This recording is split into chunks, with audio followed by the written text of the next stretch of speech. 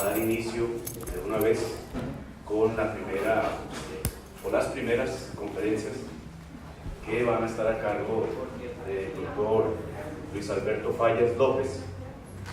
Hoy, para quien no lo conoce, el profesor Fallas pues es para nosotros siempre un invitado de lujo. Es lo que yo catalogo como un académico universitario por antonomasia.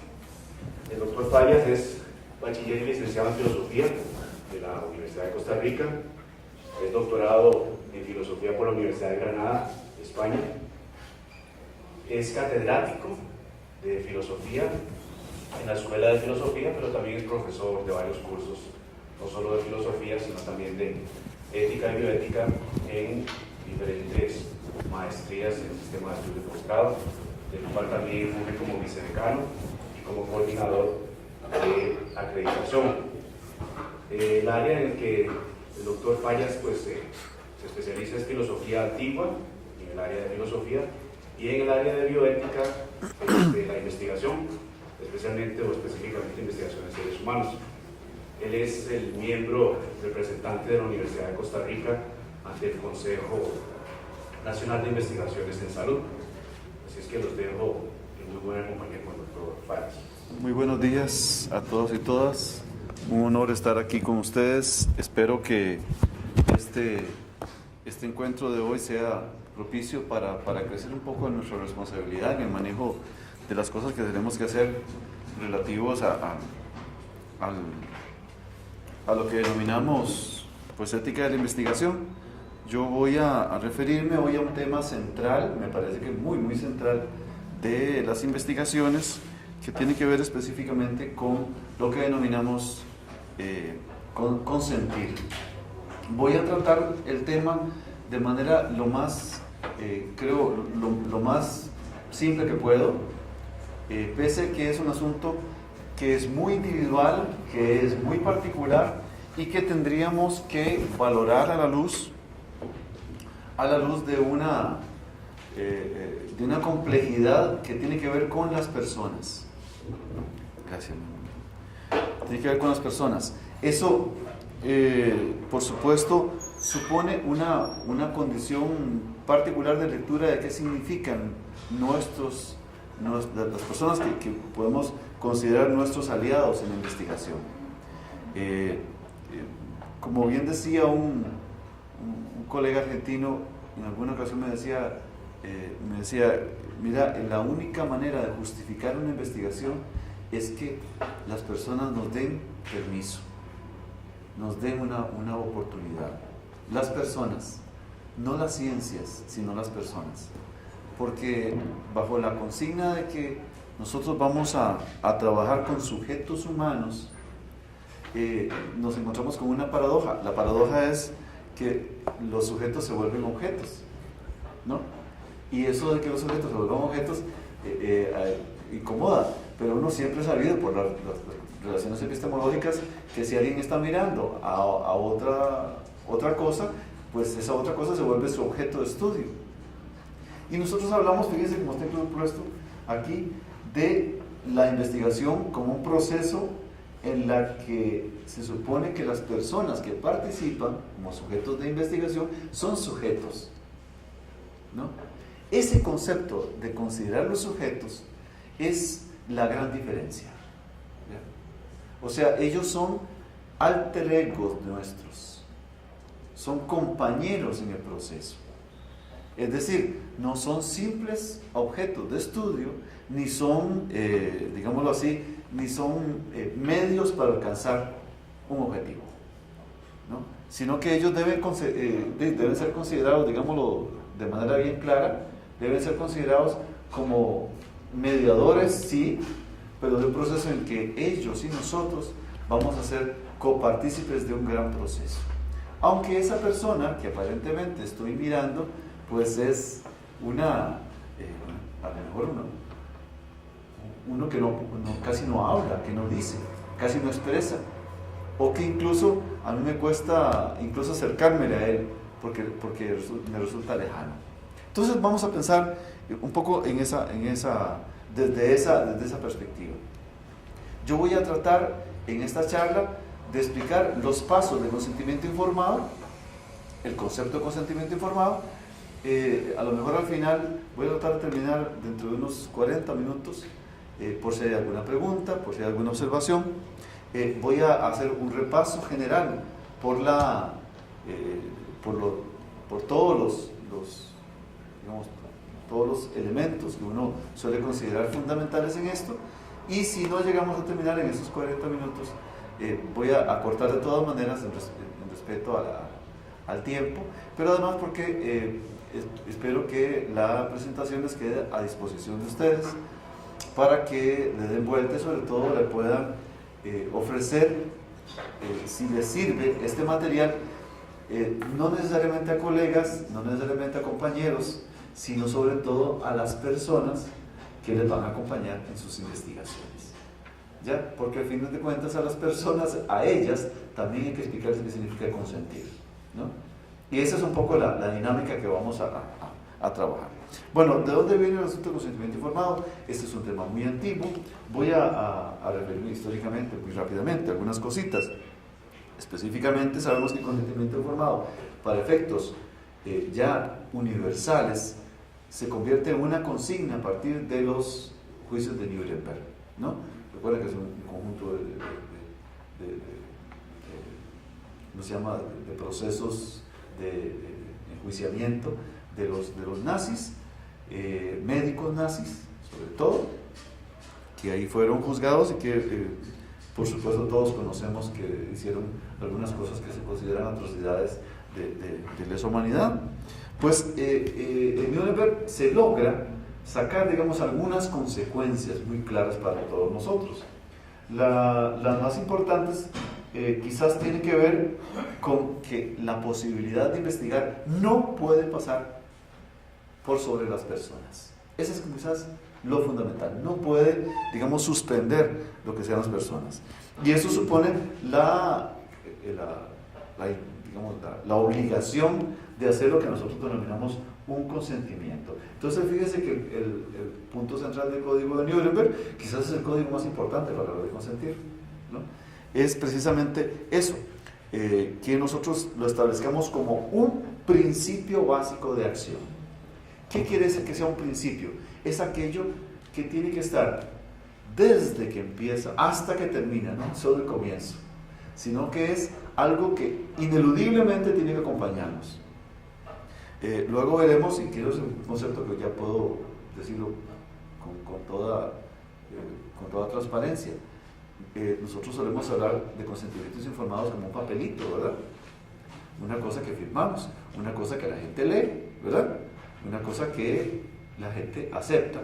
Y ya es un permiso para efectos normalmente legales, ¿no? De un proceso que es normal. Y si algo pasa, pues ahí ya tenemos el respaldo de decir, bueno, esa persona me dio permiso para poder hacerlo. Eso no necesariamente es así, ¿no?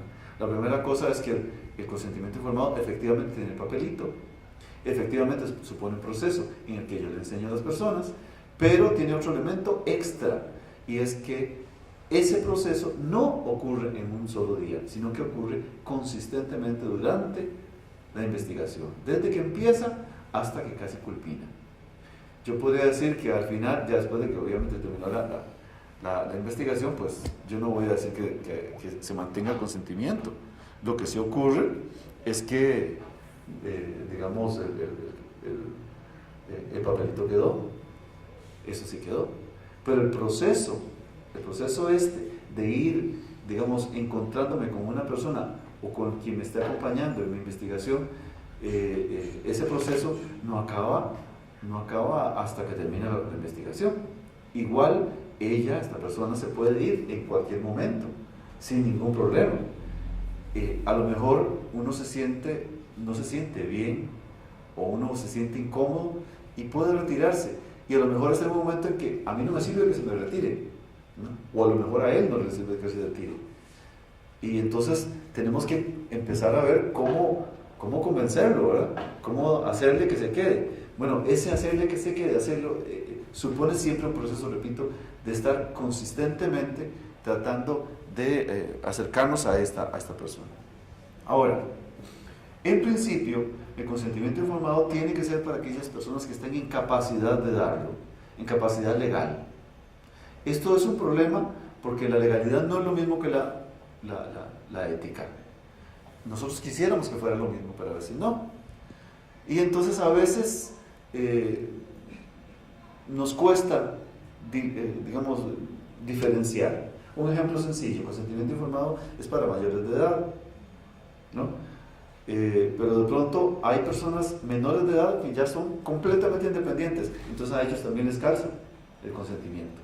Entonces, ¿qué pasa con algunos casos? De pronto la legalidad nos cuesta entenderla, hay una especie de racionalidad que está ahí, pero que, digamos, a nosotros a veces nos cuesta asumirla, aceptarla en todos sus alcances.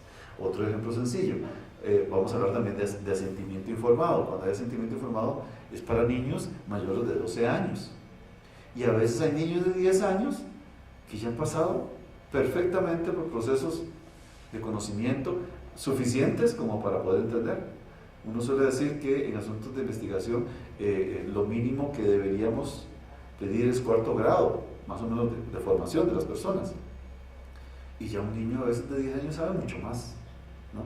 Entonces, considerando eso, de pronto hay que poner digamos, un resguardo mayor, o tener un mayor cuidado, a sabiendas de que la legalidad nos pide una cosa, pero la ética nos pide un poquito más allá. Entonces eso, tengámoslo siempre presente como alternativa. ¿Cuáles son los elementos centrales del consentimiento informado? Por supuesto tiene que ver con esto de no obligar a nadie, pero muy rápidamente, el punto central, fundamental del consentimiento informado es que la gente entienda, que conozca, que comprenda, sobre todo varias cosas. Uno, la naturaleza de la investigación, los alcances de la investigación, su participación en esta investigación y sobre todo, qué va a tener que hacer y en qué medida va a poder colaborar, ¿no? Va a poder colaborar con este proceso. El consentimiento informado, además, añade una cosa que es muy, muy importante, que está también determinado en Nuremberg. Perfecto, gracias. No quiere. Es lo siguiente, y es que alguien está asumiendo una responsabilidad. Alguien está asumiendo una responsabilidad. Y ese alguien somos nosotros los investigadores. Entonces, la clave es... voy a pasarlo. Sí. Listo, ahora sí. Muchas gracias, mi amor.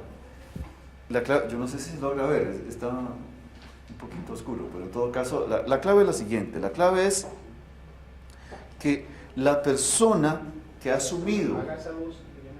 Sí. Entonces la cámara no ve. Estamos en una especie de contradicción entre luces y oscuridades. La persona que asume la responsabilidad de ser investigador asume, digamos, un papel curiosamente de pedagogo en este proceso. Yo dejo de ser, digamos, un clínico y paso a ser un maestro, pero un maestro que hace las veces exactamente de una persona profundamente responsable y creyente en las posibilidades del otro. Entonces pensemos que quizás por ahí empezamos a entender que la responsabilidad que asumimos es muy, muy importante.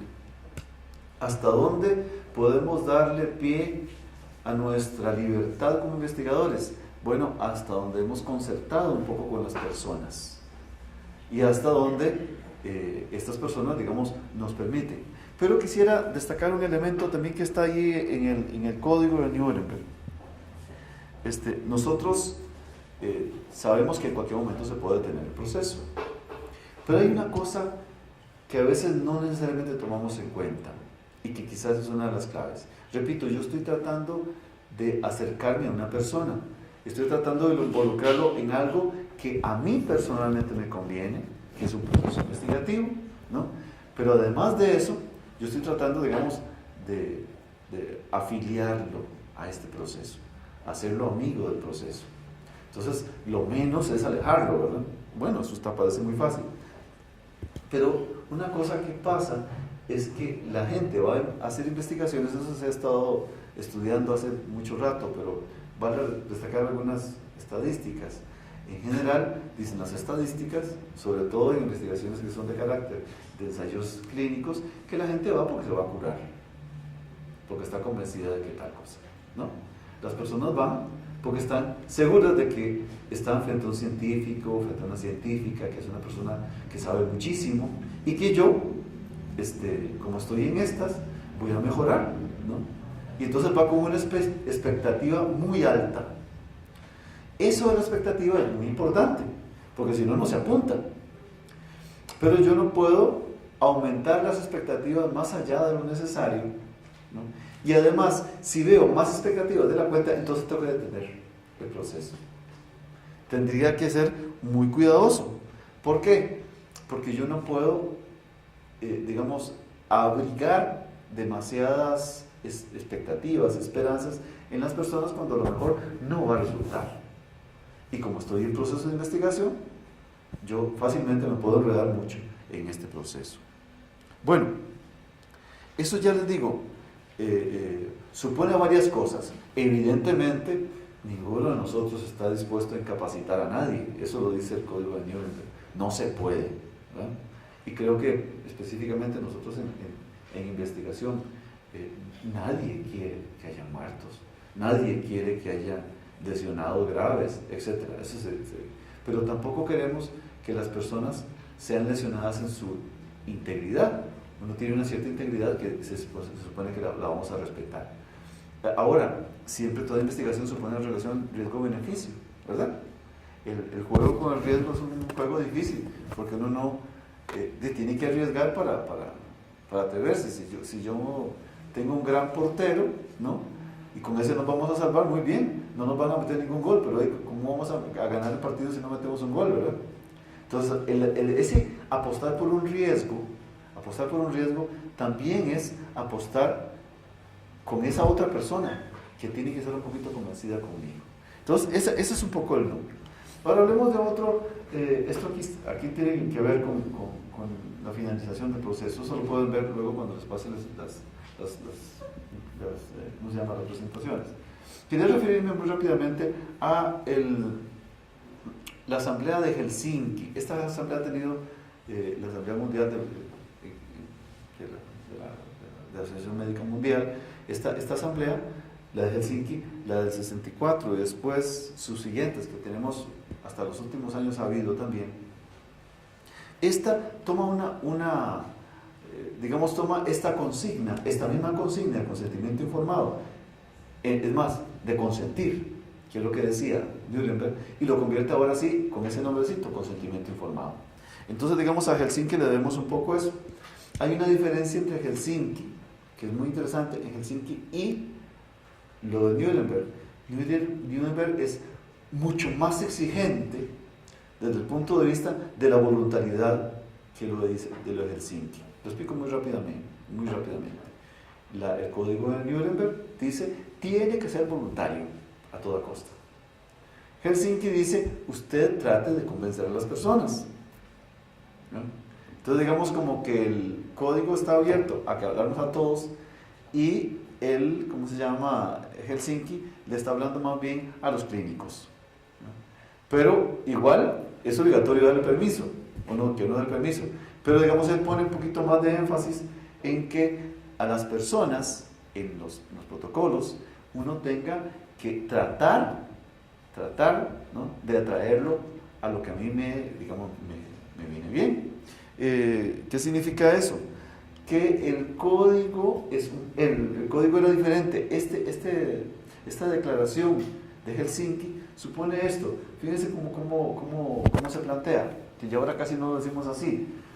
Esa es una de las fórmulas. Velar solícitamente y ante todo por la salud de mi paciente. ¿Ven? Lo que ahora denominaríamos un paternalismo. ¿Ven? Esa actitud fue con lo que inició Helsinki. Ahora ya entonces eso se redacta distinto. Pero sí empezó tomando un poquito esa esa tradición médica, ¿no? Fue marcando un poco lo que ocurría en términos de la investigación. De todos modos, aquí lo que nos interesa, esto hablaba a médicos, era ver cuánto podemos proteger a las personas. Y déjenme dar otro golpe de timón aquí pequeñito para explicar una cosa. Hace cosa de un año, un poco menos, vino un profesor chileno que decía lo siguiente: nosotros hemos puesto una veda respecto a la investigación y hemos generado una desconfianza respecto a los investigadores. Y ahora parece, por cuenta de la ética de la investigación, que los investigadores son gente que es mejor dudar de ellos. Y tiene la impresión, a veces, y eso ha sido un poco la campaña que uno escucha por todo lado, de que seguro los bioticidas son enemigos de la investigación, ¿no? Y lo que han venido es a ponerle a uno trabas, ¿no? Y entonces se ve el consentimiento informado como una traba. Y tenemos que pensar en una cosa distinta. Vamos a pensarlo de esta manera. Y creo que voy a hacer la traducción de lo que decía este profesor chileno, se llama Miguel Cotó, que él decía que hay que volver a recuperar la confianza. ¿Cómo se recupera la confianza si es que se ha perdido? ¿Cómo se recupera la confianza? Siendo el mejor. ¿Y cómo se es el mejor? Pues sencillamente es una persona realmente con una entereza que genere confianza. No una persona que toma distancia respecto del proceso, sino una persona que realmente genera confianza. Yo les voy a dar un par de ejemplos. Conozco dos tipos de investigador. Aquel que no le da a uno, por ejemplo, mayor información que lo que dice el protocolo. Y aquel que se pasa, más bien, que le da a uno más. Hay una pregunta que uno suele decirle: mira,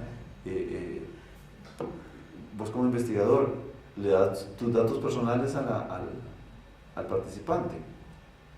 Y le dicen: claro, yo le doy el teléfono y todo. ¿Sí, cuál teléfono? El de la oficina. Y no es el de la oficina, es el mío. Ah, no, porque me empiezan a llamar y molestar a medianoche, ¿no? Y resulta que sí. Y no hay nada, si lo digo yo ahora como paciente, no hay nada que le genere uno más confianza como paciente a que un clínico, cualquiera que sea, me permita a mí su teléfono personal. Por supuesto que eso es medio suicida, ¿no? O sea, realmente uno dice, pero es decir, si lo doy a los que somos docentes, ¿verdad? Eso, imagínate que le das el teléfono, hay gente que estudia de 2 a 4 de la mañana, ¿no? Y a esas horas le dan las dudas, ¿no? Y uno a esas horas, digamos, normalmente pues no está como para contestarle a nadie, ¿verdad? Y si vos estás investigando, resulta que sí, cabe esa posibilidad. Yo por dicha no hago investigación de seres humanos, ¿no? Porque me imagino la que debe ser, ¿no? Pero imagínense en filosofía, sí, los estudiantes uno que dice, uno da correo electrónico para que no molesten, ¿verdad? Entonces uno dice, mira, aquí te paso el correo y cualquier duda, yo te lo contesto lo más pronto posible, claro, cuando me despierte. Pero entonces el asunto es, ¿cómo se genera confianza? Dando signos de confianza. Y si uno no tiene confianza, si uno no da suficiente, quizás ahí es donde falta un poquito de recuperación de lo que hemos llamado a investigar, a decir ética de la investigación. Es que esto es una apuesta distinta, que no es lo mismo que el resto de las apuestas, ¿no? Ahora, a ver, ¿qué cosas deben estar según Helsinki? Aquí yo no sé si los ven, pero fíjense, Helsinki ya hablaba de que si usted está frente a un proceso de investigación, pues tiene que tratar de afiliar a todo el mundo que pueda, ¿no? Toda la gente que pueda y que corresponda. Y si yo llego a una comunidad, ya ellos decían, mire, hay que consultar a familiares, ¿no? A los que procedan, e incluso a líderes de comunidades que son los que son más representativos, ¿no? Pero además, y eso es muy importante, es ver qué es lo que yo voy a decir, qué es lo que voy a tratar de informar. Y a ese propósito, permítame decir algunas cosas, nada más. La calidad de la información es fundamental. La calidad no tiene que ver con el rigor científico, es calidad efectiva para la persona a la que me estoy acercando. O sea, se trataría de ofrecer las palabras más adecuadas, los términos más adecuados, hacer una especie de traducción. Traducir es la cosa más complicada cuando uno conoce a la gente, ¿verdad? Si estamos traduciendo para jóvenes es una manera, si estamos traduciendo para adultos mayores es otra manera, si estamos traduciendo para niños es de otra manera. Y todos sabemos que las palabras van a cambiar según sea cada uno. Y yo tengo que alcanzar un grado, repito, un grado de confianza. Ese paso de lograr la confianza no es sino a partir, repito, de una calidad mía, ahora sí, voy a ponerle una palabra un poquito fea, retórica.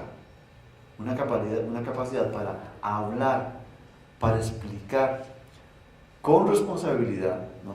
Pero explicar bien lo que voy a hacer, pero en las palabras adecuadas para esa persona, ¿no? Entonces, ¿qué tengo que decirle? Pues todo lo que va a hacer, que él se puede ir en cualquier momento, que si quiere, qué no puede hacer, hasta dónde puede ser él también en parte de este proceso de investigación, etc. Creo que lo básico, ahora lo veremos un poquito más rápido. Pero fundamental, hasta dónde lo que estamos diciendo es comprensible. Fíjense que ese es un problema muy difícil, muy difícil de saber. Yo ahorita estoy hablando y yo supongo que me estoy haciendo entender. Lo digo de buena fe, ¿no? Yo me imagino que sí. Porque yo por lo menos he intentado, y sé que estoy hablando para universitarios, y son personas que ya... Pero incluso yo creo que lo que he dicho hasta ahora se entiende fácilmente, ¿no? Otra cosa es que se acepte fácilmente, pero en principio sí se entiende fácilmente. Pero el asunto es que la comprensión es muy difícil de lograr, ¿ya? Porque a veces se ve en los ojos. ¿Saben qué habíamos propuesto en algún momento? Se nos ocurrió, hagamos un examen. No, pero se imaginan, me ponen a firmar un consentimiento informado y me hacen un examen. Antes de firmar, ¿no? Entonces eso, hagámosle un quiz, ¿no? Veamos a ver qué dice si le pregunto tal cosa. Entonces hay pistas, fórmulas que pueden ser, digamos, exitosas para lograr alcanzar la comprensión. Pero sobre eso, digamos, tenemos que hacer un esfuerzo denodado, ¿ya? Otro elemento más de Helsinki que está ahí, que tal vez es la calidad de la información es importante, pero tenemos que, con la declaración de Helsinki, podemos decir que logramos una madurez en la comprensión de este asunto y podemos llegar a definir ya qué es consentimiento informado. Aquí está una definición posible, ¿no? Pero déjenme nada más insistir en una cosa que ya he dicho, pero que no sobra decirla, y es que el consentimiento informado es un proceso, y eso es lo más importante. Todo lo demás se subordina a ello, desde la firma, ¿no?, hasta cuánto dure, porque no es que dura media hora, dura todo lo que sepa uno cada vez, y todo lo que pueda conversar con las personas. Por eso es que la investigación sale tan cara, porque dura mucho, ¿no? Dura mucho, porque dura todo lo que haga falta, ¿no? Y las citas con las personas durarán todo lo que haga falta. Y si a uno no le preguntan, hay que preguntarles a ellos, ¿no? Y si uno no hace un cuestionario sistemático cada vez, cada visita, incluyendo otros elementos de orden, incluso emocional, entonces estás haciendo un proceso como inadecuado. Pero déjenme explicarlo rápidamente, así, fíjense los elementos, estos casi son los elementos centrales en consentimiento informado. Uno es, yo tengo que saber qué competencia tiene la persona, o debería preocuparme por ello. ¿Qué significa tener competencias? Digo, capacidades para entender, incluso para decir que sí o decir que no, etc. Esa es una medida dificilísima. Por eso sirven a uno los psicólogos a veces, pero a veces también siguen otras personas que saben, que tienen mucha experiencia, que son los que pueden decir a uno, mira, sí, sí te está diciendo sinceramente lo que... ¿no? Después, segundo lugar, la exposición tiene que ser la mejor. Por eso es que los comités éticos científicos tienen que revisar muy cuidadosamente los consentimientos informados, porque ahí es a donde se ve si efectivamente la exposición es buena. ¿Cuáles son los mejores consentimientos informados? Yo les iba a traer, y ahí se los puedo dejar entre los materiales, unos larguísimos, sobre todo de algunas farmacéuticas. Usted dice, son 27 páginas, ¿qué hago? ¿A qué hora lo voy a poder pasarle a una persona sensata 27 páginas? No, nadie lo soporta. Uno al ratito ya está que tira, ¿no? Algunos dicen, ahora es página y media, nada más. Entonces, así hagámoslo rapidito. Y fíjate que tampoco. A lo mejor, repito, es que sí firma hoy, pero no se preocupe, lléveselo para la casa, lo estudia bien, ¿no? Y ahí vamos viéndolo despacito, según los procesos, según usted vaya entendiendo conforme con el tiempo. Porque el papelito va a ser suyo, ¿no? Yo tengo aquí una copia, pero ese papelito va a ser suyo.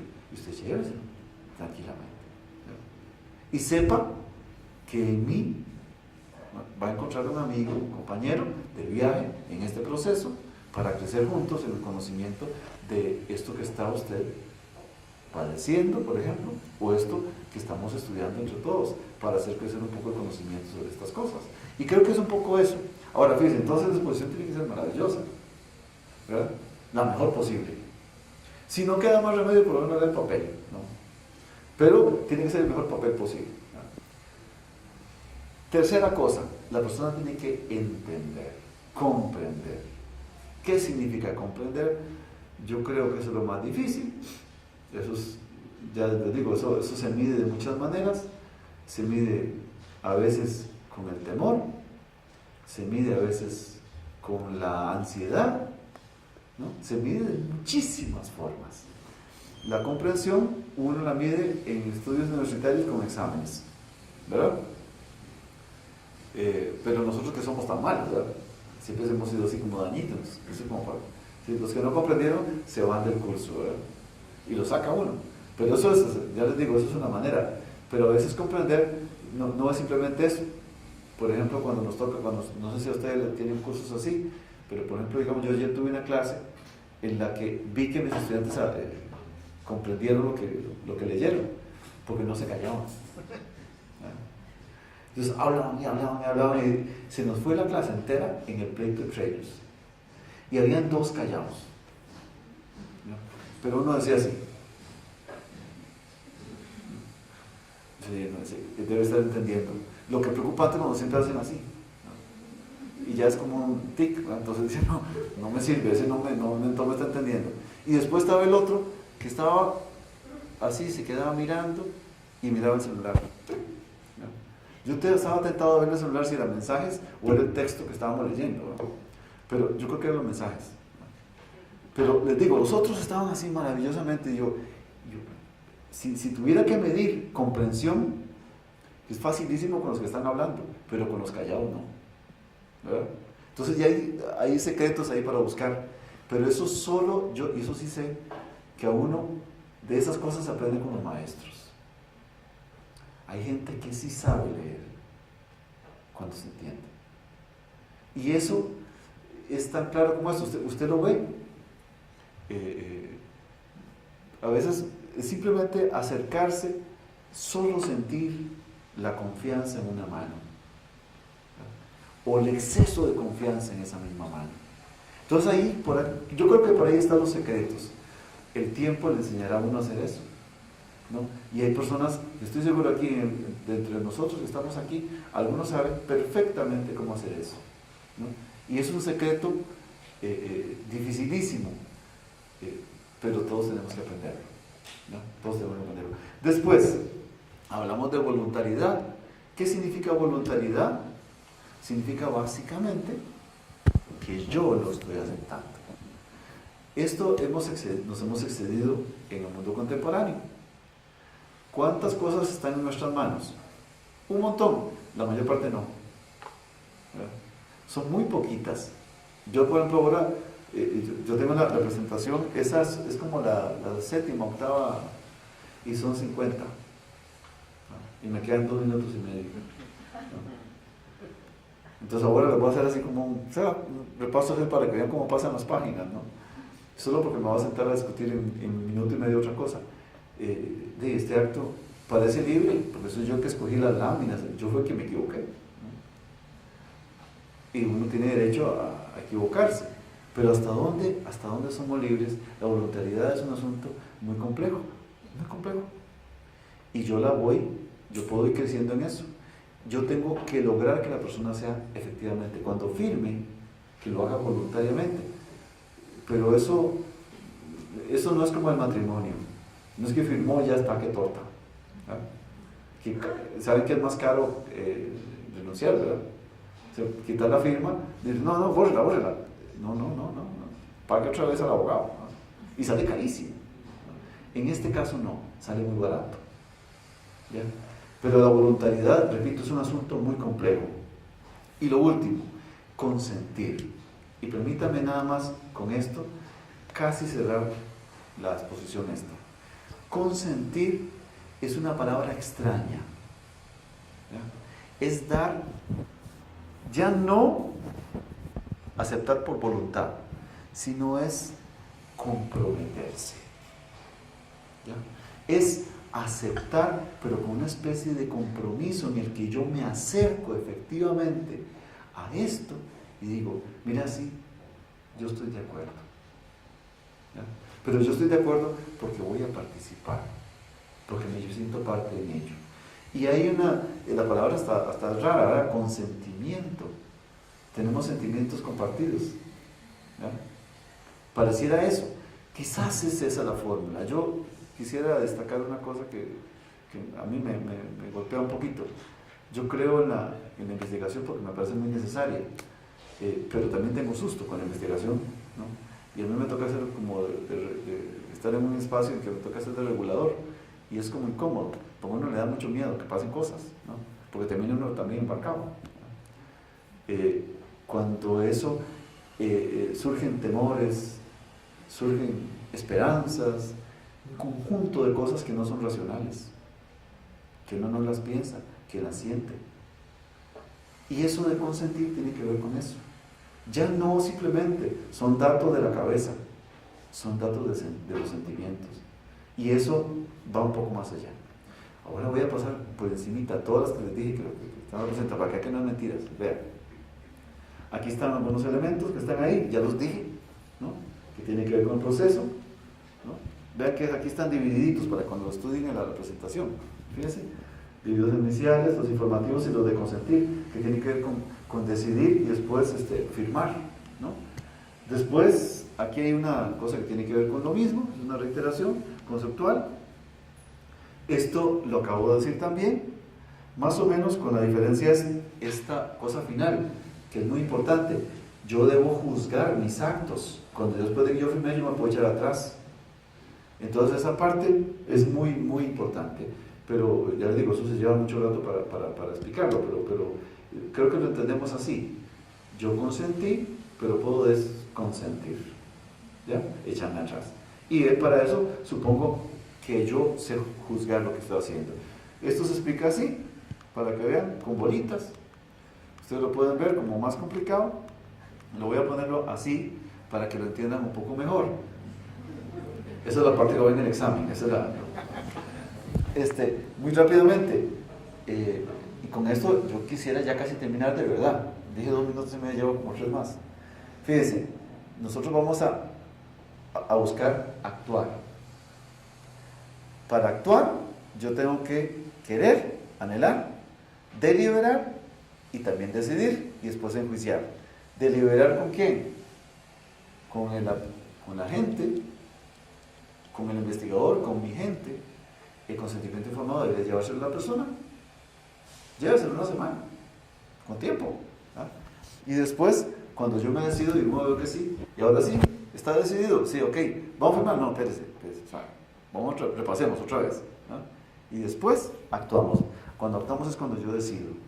Pero después, repito, sin enjuiciar no vale. acuérdese que usted, si tiene alguna duda, después se puede quitar. Sí, eso es fundamental. Creo que esa es la parte crucial. Bueno, estos son las pautas de Sioms, y esto está en la ley. No quiero decir la ley porque ustedes la tienen a mano, y además es muy fea, ¿no? Tiene un montón de datos y hace casi imposible los consentimientos informados. Los que trabajan, yo sé que en ensayos clínicos tienen que hacerlo, pero hemos hecho el consentimiento informado un trabajo como exagerado. Vean los puntos, hasta la S, RT, hasta aquí. Todavía en investigaciones clínicas se señalan, estos son artículos de la ley, ¿no? Pero quería decir, esto ya lo hemos dicho muy rápidamente, ya que no son mentiras, que eran bastantes, ¿no? Esto solo es, digamos, esto lo que quería decir. Y con esto permítanme terminar. Tenemos un cafecito ahí ahora, entonces vamos a aprovecharlo. Uno es que las personas son dueñas de la vida de ellos, y yo tengo que respetarlas. Ahora sobre ese asunto vamos a volver. Después, el cuerpo es de ellos y no es un tubo mío de ensayo, ¿no? Y otra cosa, que de alguna manera cada vez que intervenimos un poco los vulneramos, ¿no? Y eso entonces hace que tengamos que tener un poquito de cuidado. Ahora vamos a hablar de vulnerabilidad. Y por eso lo fundamental es cuidar, pedir permiso y cuidar. Cuidar también los derechos de esas personas. Cuando esto lo hablamos en niños, pues la cosa es un poquito compleja. Ahora voy a volver sobre eso, viendo el problema de la vulnerabilidad. Bueno, vamos a hablar un poquito sobre poblaciones vulnerables. Vean, este es un tema muy, muy delicado. Deberíamos de hablar largo y tendido, pues solo vamos a hablar unos 20 minutos y punto, ¿no? Y solo casi como para explicar, muy cortito. La vulnerabilidad es una especie de condición humana. Para algunos, voy a decirlo, fíjense, eso es un sentido que surge en el cristianismo.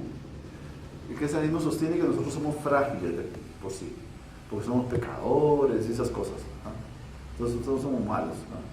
Pero más allá de que seamos malos o buenos, ¿no? Lo que sí es cierto es que la vulnerabilidad es una especie, digamos, de ruptura que se puede hacer mayor y que hay espacios para hacerla, hay lugares, acontecimientos y sentidos que pueden generarla.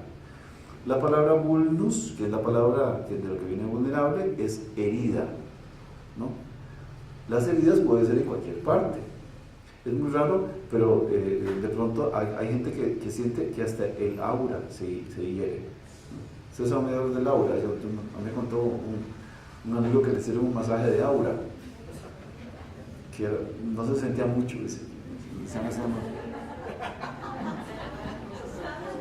Era muy raro, pero el aura es raro, seguro. Yo no sé si se puede herir, pero hay otras cosas que sí se pueden hacer mal, ¿verdad? Sí, uno puede herir a la gente de muchas maneras, ¿verdad? Sobre todo cuando uno tiene miedo, es como muy vulnerable, ¿verdad? Porque está herido, en el sentido, pues ya tiene miedo. Pero fíjese una cosa fundamental de la vulnerabilidad, repito por el concepto. La vulnerabilidad es digamos, una cierta tendencia posible a ser herible en una parte específica. Y eso básicamente tiene que ver con que yo, digamos, esa parte la tengo débil. Y lo malo es que las partes que tiene débil la gente es lo más interesante. Es lo que a nosotros nos interesa. Vamos a suponer que si yo voy a investigar personas que tienen colesterol alto, después esa es su herida. Y a lo mejor yo la puedo hacer más grande, ¿no? Para ver para investigar bien, ¿no? Entonces ahí es donde viene la parte de la vulnerabilidad. Ahora, quiere decir esto, entonces, que digamos es parte de lo que yo debería hacer, pero con mayor cuidado. Digámoslo de esta manera: las personas vulnerables ojalá sería lo mejor que no fueran investigadas. Pero esto sería absurdo. ¿Por qué? Porque precisamente es en las cosas vulnerables a donde nosotros podemos buscar algún tipo de tratamiento, ¿no es cierto? Entonces, si yo, por ejemplo, soy muy débil psicológicamente y ya es tanto que se convierte en una patología, pues yo espero que surjan investigaciones que puedan ayudarme a mí a salir de mi debilidad. Y si yo puedo participar en una investigación sobre mi padecimiento, yo espero que conmigo me cuiden para que eso no se me haga más grande. Pero será muy interesante poder participar para beneficiarme, no para hacerme más mal, ¿no? Y eso es más o menos el asunto de la vulnerabilidad. Creo que es claro, se trata, repito, de una incisión, ¿no?, que ya a lo mejor tengo, o a lo mejor no está hecha, pero se puede hacer muy fácilmente, ¿ya? Y ahí es donde viene la complejidad.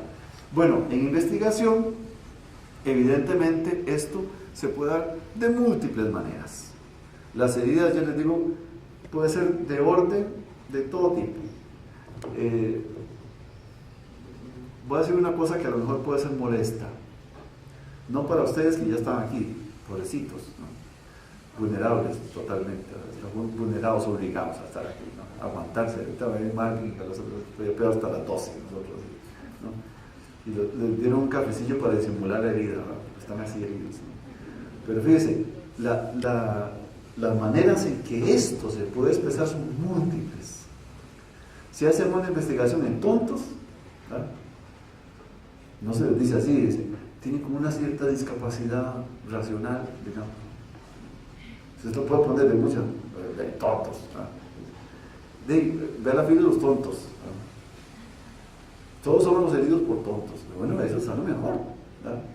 Yo podría a lo mejor decir, tonto, si usted se pone fanático de fútbol, tonto, ¿verdad?, sufra, solo, sapricistas, así, ¿no?, cúmulo de todo. No, las vulneraciones son múltiples y de toda índole, ¿ya?, de toda índole. Pero nosotros las que resguardamos en este campo son las clínicas y las que tienen cierta relación con ámbitos de nuestra identidad. ¿Quiénes serían vulnerables? Hay un montón. Entonces, ¿quiénes tienen que llevar el curso de buenas prácticas clínicas? Todos los que tengan poblaciones vulnerables, lo que sea. Las maestras también, sí. ¿Cómo las maestras? Sí, claro. Si los chiquitos son vulnerables. Y si van a hacer investigaciones en chiquitos, van a tener que llevar el curso de buenas prácticas clínicas. No, pero lo que hacen son prácticas, sí, pero pueden echar a perder a los chiquillos, ¿no? O pueden hacerle, bueno, sí, en la medida en que eso sea investigación, sí. ¿Cuál es la diferencia de investigación con respecto a lo que son los otros procesos? Pues a lo mejor los otros procesos ya está protocolizado, ya está totalmente claro. Hacen daño de suyo, digamos. Ya está definido científicamente. Pero si usted está haciendo una investigación con una fórmula nueva, puede vulnerar más a esta gente. Y por eso, entonces es obligatorio, ¿no?, que nos pensemos que tener ese resguardo. Entonces, la cosa fea que les quería decir es esto. Hay que contarle a la gente que está haciendo investigaciones entre nosotros, que a lo mejor, sobre todo los de áreas de ciencias sociales, que a lo mejor van a tener que venir, ¿ya?, que posiblemente son más que los que hemos pensado hasta ahora. Algunos decían que este curso debemos repetirlo a 5,000 personas, imagínate, aquí en la U. Yo no sé si es cierto, yo tengo un susto horrible porque no soy muy vulnerable ante esa, o sea, tenía que ser no sé dónde, en el estadio, no sé, por tele o por internet, lo que sea, pero bueno, sí, no sé si es cierto, pero lo cierto es que la vulnerabilidad es muy grande y vamos a verlo así. Posibles vulnerables, fíjense, se clasifican normalmente por vulneración fisiológica, por las patologías o incluso por relación jerárquica. Ustedes imagino que a algunos les habrá tocado, ¿no? Por relación jerárquica, ser parte de la investigación, porque yo soy parte del grupo de los estudiantes que estaba ahí, ¿no? Dicen, no, acepta, punto, ¿no? ¿Quiénes son por patología? Pues estos son los típicos que se consideran, ¿no? Los adultos que también aparentemente sanos, digamos en principio no se consideran vulnerables. Eso más o menos. Pero digamos, si esas otras alteraciones sí, ¿ya? Evidentemente estos son especialmente complicados y son los que más resguardo exigen. Pero otra cosa, a veces por evitar ese tipo de grupos, entonces nos volvemos nosotros innecesarios. Es decir, cuando tendemos solo a hacer investigación en áreas en las que no son realmente importantes ni fundamentales investigaciones, pues lo que estamos haciendo es salir del paso. ¿Me explico? Si en adultos mayores no crece la investigación en este país, nos va a ir mal, muy mal, ¿no? Igual en todos los ámbitos, ¿no? Y por eso más bien hay que duplicar, quintuplicar, hacer enorme la investigación, ¿ya? ¿Para qué? Para cada vez hacer un poco mejor. Esa es la idea. Pero tengamos en cuenta que sin embargo, ¿no? Después vamos a tener que entonces hacerlo con mayor cuidado. Y esa es un poco la idea. A ver si me explico. Vean estas otras algunas alternativas que nos señala la ley. Solo para señalarlo, fíjense en esta: psiquiátricos graves, 50 internados. Esa es una población especialmente vulnerable. Yo siempre pienso mucho en los chiquitos, ¿no? Porque creo que los niños son como lo que uno normalmente piensa, los chiquitos y los viejitos, ¿no? Más viejitos, o las personas muy enfermas. Qué diferentes que son a veces a su normalidad, digamos, perdón por hablar de normalidad, pero a lo común, digamos. Y antes de la preguntita, solo un ejemplo. Vean, yo conocí hace unos años a un hombre que vendía en la feria y me contó su historia muy rápidamente. Era familiar de una persona que yo quería mucho y que me chineó de chiquitillo. Este hombre me contó, digo, ¿qué pasó? No había vuelto a la feria. Le digo, ¿qué te pasó? ¿Que no volviste? Dice, ay, miras, lo que pasa es que me han descubierto un tumor. Digo, no puede ser. Ay, qué pena. ¿Qué fue? Dice, no sé. Dice, yo no sé. Yo fui al hospital, yo no sabía. A mí me dan vuelta, todo me da vuelta. Le digo, mira, pero ya estás bien. Dice, no sé. Al tipito murió. Fueron 2 sábados más en la feria y murió. Pero mira la cara de ese hombre.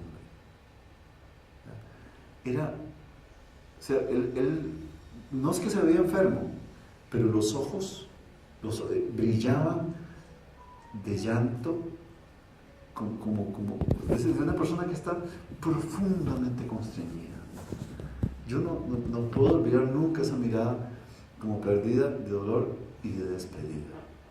A mí me dolió muchísimo cuando me contaron, mira, no vuelve, ahí le tenemos el lugar. No hemos querido quitar todavía porque todo lo queremos mucho, es buena gente. Pero más allá de buena gente, no buena gente. Lo que quiero destacar es, mire, qué importante haberle dado un poquito más de pronto a esa persona. A veces dicen que las personas que tienen cáncer fulminante y esos que son así, necesitan unos días más para arreglar cosas, para pagar una deuda, para hablar con un hermano que no habla, ¿verdad? Es una oportunidad un poquito más. Y la investigación muchas veces la hacemos para eso, hacer unos días más. Pues eso no podemos perderlo. Y yo sí sé, les digo, a esa persona que estaba terriblemente vulnerable en ese día y que se estaba despidiendo de sus clientes. No tienen ustedes idea lo impactante que era para uno. Impactante, y sobre todo ver a una persona que está. Él me dijo, dice, mira lo que es entrar en el hospital. Él dice oncología. Dice, yo visitaba gente en el hospital, dice, pero yo no era. Mira lo que se siente estar ahí. Dice, y yo sé que me voy a morir. Y yo no sabía, yo no quería morirme. Y no quiero morirme, pero me quiero despedir de ustedes. Miren qué dolor, ¿no? Pero repito, a una persona como él, como a tantos otros, precisamente hay que ofrecerles una oportunidad, pero una oportunidad sin pasar por encima de su dignidad. Y esa es la clave. Efectivamente, la vulneración es de muchos tipos. Ahora están diciendo, yo aquí señalo unos ejemplos. Esta es, no sé si se ve, usted debe estar vulnerable porque no se ve nada. Ahí dice, por condición especial, ¿no? Aquí estaría por ejemplo, los prisioneros, ¿no? Los que están reclusos en cursos, digamos así, como este, ¿no? Hay un tipo de interesante. Después este por género, ¿no? Aquí por condición cultural o por condiciones sociales. Todos son formas de vulneración. Todos suponen un resguardo diferente, especial. Y ese resguardo, eso es lo que ocupamos. Te lo digo de esta manera. Hay muchas maneras de clasificar vulneración. Pero es, digamos, las que están totalmente claras, no hay nada que hacer. O sea, simplemente, el ejemplo que yo les decía, que es una persona que está muriendo, ¿no? Es total, el respeto a esas personas tiene que ser así, especial. A mí me contaron una cosa que me dolió mucho. En emergencias, si dice, casi uno va marcado, este es terminal, va con una T, entonces no hay nada que hacer. Y entonces ni siquiera, en algunos casos, no sé si algunos que tengan que ver, se puede hacer, ¿por qué no hay que hacer? Porque usted lo puede matar con lo que le haga, entonces no te hace nada. Y claro, eso es como andar como una, yo soy un reo de muerte, y voy ahí. No puede ser así, ¿verdad? No podemos vulnerarlos más de lo que ya de por sí son. Ahora, en una investigación en la que estamos intentando mejorar, después vamos a echar menos, no vamos a echar para atrás, ¿ya? Precisamente por eso. Pero repito, hay muchas formas de vulnerar. Población indígena, población hay prisioneros, hay desempleados, indigentes, hay muchos tipos de vulneración, ¿no? Pero repito, ¿qué se hace? ¿Qué se hace? Por cierto, las personas que tienen, ahora hablábamos en la paradita de las personas que tienen, digamos, menos educación, o por ejemplo, no sé, vean, muy vulnerables son las mujeres embarazadas. ¿Qué medicamentos se les da? Los menos posibles, porque no se ha hecho demasiada investigación en ellas. ¿Por qué? Porque es que es un delicadísimo. Pero precisamente, a ver, si lo recojo y ahorita te doy la palabra, si lo recojo de manera muy sintética, lo más sensato posible, vean, si usted puede evitarlo, porque lo que está estudiando es una cosa que no es preciso para ellos, evítelo. ¿Ya? O sea, si estamos haciendo un estudio de investigación social, por ejemplo, y tengo poblaciones vulnerables a la mano, fáciles de conseguir, ¿verdad? Porque están, qué sé yo, los pobres son vulnerables por su pobreza, ¿verdad? En cierto sentido, en otro no. Porque yo no puedo vulnerar más a la gente de lo que es, ¿verdad? Entonces yo no por pobre es tonto, ni por pobre es ignorante, ni porque sea una persona analfabeta es un tonto, jamás. Más bien son muchos más vivos que nosotros. Entonces, y se nota. Pero entonces, yo no puedo, repito, vulnerar más. Pero si es un grupo vulnerable y se puede evitar, porque la investigación la puedo hacer con otra gente, la hago con otra gente, con ellos no. Lo mismo cuando puedo hacer con niños. A un niño, ¿se acuerda? Se le pide permiso. ¿Cómo se llama el permiso a un niño? Se llama asentimiento informado. Asentimiento informado es un momento en el que yo le explico, digamos, yo tengo una investigación, ¿no? Tengo niños de 12 a 16 años, más o menos. Entonces yo tengo en ese ámbito niños que ya pueden tomar alguna decisión. El asentimiento no es un consentimiento, ¿no? Pero ellos sí aceptan participar. El asentimiento es una condición para llegar al consentimiento. Si el niño no acepta, no se hace, ¿verdad? Pero los niños, repito, los niños son especialmente vulnerables. Y eso, sobre todo, tienen mucho miedo. Yo no sé si ustedes conocen niños que han pasado mucho tiempo en el hospital, pero ¿verdad? Son niños que tienen a veces fobia terrible a cualquier cosa. Otras veces son muy tranquilos, pero depende del niño, ¿verdad? Pero, ¿cómo hago? ¿Cómo manejo yo esas poblaciones? Vea, si repito, la investigación no es necesaria que se hagan ellos, no lo hagan ellos. ¿Ya?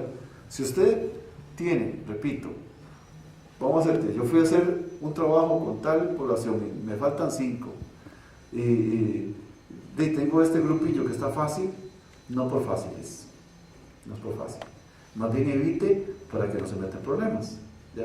Pero si es en ellos, hay que hacerlo, o hay que tratar de hacerlo. La gente de discapacidad se pelearon con la investigación y dijeron, en algún momento no se hace más investigación en discapacitados. Eso es un error, porque ¿cómo se va a mejorar cualquier conocimiento a ese propósito? Claro, si va a estudiar usted problemas de colesterol y eso no tiene que ver con la discapacidad, pues no, a ellos no. Pero si usted lo que va es precisamente trabajar la discapacidad, en buena hora. Precisamente para eso es, y de eso se tratará. Me levantas la mano. ¿En qué categoría de las anteriores o clasificación entra un paciente anestesiado? Digamos, haciendo una técnica ¿Un paciente? anestesiado. Anestesiado. Está en 100% de vulnerabilidad. Sí, sí, eso es una cosa terrible. Evidentemente, igual, si está anestesiado o si digamos no está en capacidad, eso es uno de los posibles. Una persona, digamos, que no tenga capacidad de consentimiento informado, evidentemente tiene que haber otra persona que lo dé por él. Pero a veces cuando dice dar por él, es un compromiso. La consigna la voy a decir y con esto casi termino, para darle a Marvin espacio como corresponde. Se espera lo siguiente. Repito, yo llego un paciente anestesiado o una persona que no puede porque no tiene capacidad psíquica o incluso no entiende o no puede entender o lo que sea, ¿no? Entonces hay otra persona a la que se le puede delegar el que dé consentimiento. Esa persona también hay que medirla a esa persona, ¿ya? O sea, si vamos a suponerte, si está una persona, digamos, en coma y hay que hacerle tal cosa, tal procedimiento, no estamos hablando de investigación, pero sería más o menos correspondiente. ¿Quién puede dar el permiso? Pues el encargado, lo que siempre decimos, ¿verdad? Pero hay que tener mucho cuidado porque a veces están deseando, ¿verdad? De pronto que entre en una investigación y me quito eso de encima, ¿verdad? Entonces hay que tener, ese es el resguardo que hay que tener. Pero en general siempre se pide que haya consentimiento de alguien anterior. Ahora, se supone que en investigación, como estamos haciendo una cosa nueva y estamos jugando lo nuevo, las restricciones son mayores y de ahí que tengamos que tener un poquito más de cuidado. Bueno, vean, yo les dejo ahí un poco la lista de las pautas de SIOMS antes de que se me... Dame un minutito para hacer esto, muy rápido. Y cuáles son las condiciones que establece SIOMS y cuáles son las excepciones que establece incluso la normativa. No es nada extravagante, es un poco lo que hemos dicho. Y yo solo quisiera cerrar con algunas cosas muy, muy elementales. Privados de libertad, embarazadas, niños, todos son problemáticos. Y sí quisiera cerrar diciendo algo sobre lo que significa esto, pero antes lo pregunto, sí. No, la diferencia entre asentimiento y consentimiento se refiere solo cuando son adolescentes o la diferencia está en la firma. No, el responsable, al final, es el encargado. El asentimiento es un procedimiento que es obligatorio también, pero repito, es como una especie de contraparte, es un requisito para llegar al consentimiento, ¿ya? O sea, vamos a ponerlo así. Yo voy a hacer una investigación, digamos, en niñas de 13 años que tienen síndrome de Down. Bueno, ya ahí tengo doble, ¿verdad? Pero vamos a ponerte que una niña de síndrome de Down, que es muy perspicaz, ella se da cuenta de todo, entonces yo tengo que sentarme con ella, trabajarla, explicarle qué es lo que vamos a hacer, todo. Y si ella dice que sí, entonces luego le doy paso al papá para explicarle. Ese es el asunto del sentimiento. Bueno, cierro con lo siguiente, perdón por correr así, dice la vez anterior no me dio tiempo y eran 4 horas. Y hoy que fue nada más como 2 horas, como muy mucho. Nada más, recuerden que la investigación es una oportunidad que nos están dando las personas. No que nos da la ciencia, que nos están dando las personas. Y las personas valen mucho. Si esas personas nos dan ese permiso, en buena hora, ¿no? Pero vamos a tener que ser los mejores, porque ahora sí nos debemos a ellas. Y ese es el horizonte, las personas. Todo este asunto de la ley, las buenas prácticas clínicas, tiene que ver con que hagamos bien las cosas, pero porque esa es la meta: cuidar, resguardar y respetar profundamente a la gente que nos ha dado la posibilidad de ser lo que queremos ser. Muchísimas gracias.